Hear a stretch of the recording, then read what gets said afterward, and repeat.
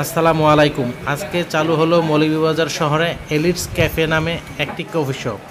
এই কফি শপটি হচ্ছে গভর্নমেন্ট স্কুলের বিপরীত দিকে মিউনিসিপ্যাল মার্কেটের নিচতলায়।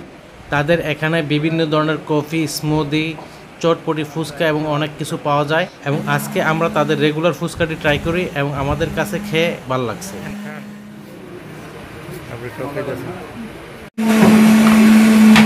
টক লাগলে নিতে পারবেন, টক আছে অ্যাভেলেবেল। তেঁতুলের টক, হ্যাঁ ভালো না।